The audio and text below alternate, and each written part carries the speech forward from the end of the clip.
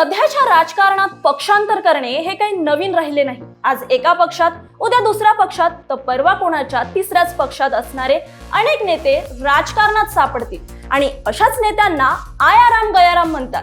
हो, तुम्हाला माहित होतं का? इनफॅक्ट मलाही माहित नव्हतं। मलाही सेम प्रश्न पडलेला की आयाराम गयाराम म्हणजे नेमकं काय, या म्हणीमागची किंवा शब्दामागची स्टोरी काय आहे। आणि शोध लावला तर समजलं की यामागे एक भन्नाट गोष्ट आहे। ही स्टोरी आहे हरियाणाच्या गयालाल नावाच्या नेत्याची।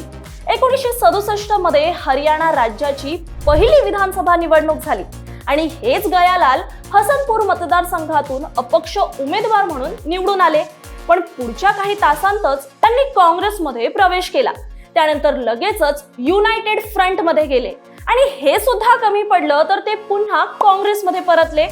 म्हणजे एका दिवसात 3 वेळा पक्ष बदललेत आणि याच अदलाबदलीच्या खेळात प्रसिद्ध वाक्य जन्माला आलं, आयाराम गयाराम। या वाक्यामुळे पक्षांतर करणाऱ्यांचे वर्णन करण्यासाठी ही म्हण आजही वापरली जाते। आणि हे एवढ्यावरच थांबलं नाही, गयालाल नंतरही अनेक वेळा पक्ष बदलले राहिले आणि त्यांना राजकारणातील या अस्थिरतेचा फटकाही बसला।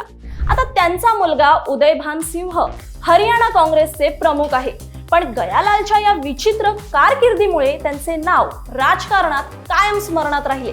आता समजा जर तुमच्या गावात असा नेता आला तर तुम्ही काय म्हणाल? कमेंटमध्ये आम्हाला नक्की सांगा।